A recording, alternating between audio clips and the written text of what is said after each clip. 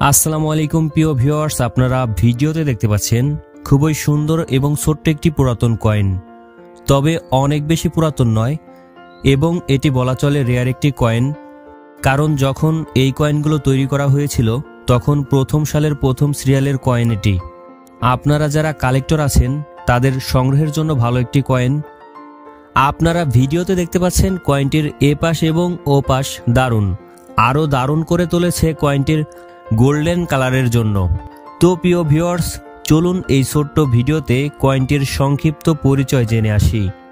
এই কয়েনটি একটি standard coin এবং সুলতান হাসান আল বলকিয়ার সময়কালে ব্রুনাইয়ে কয়েনটি তৈরি করা হয় এবং এটি একটি 1 সেন্ট কয়েন এবং ওই দেশের টাকাকে রিঙ্গিত বলা হয়ে থাকে।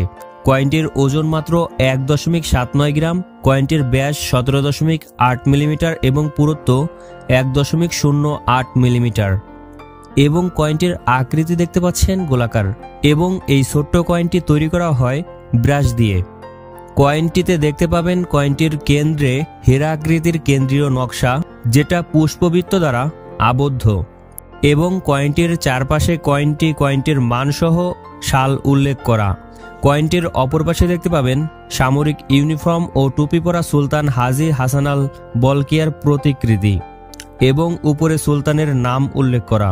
প্রিয় ভিউয়ার্স, কয়েনটি আপনাদের কাছে থাকলে অবশ্যই কমেন্ট করে জানাবেন এবং যে কোনো পুরাতন কয়েন, যে কোনো পুরাতন জিনিস সম্পর্কে জানতে, সেগুলোর সঠিক মূল্য সম্পর্কে জানতে আমাদের চ্যানেলটিকে সাবস্ক্রাইব করে আমাদের সাথেই থাকুন।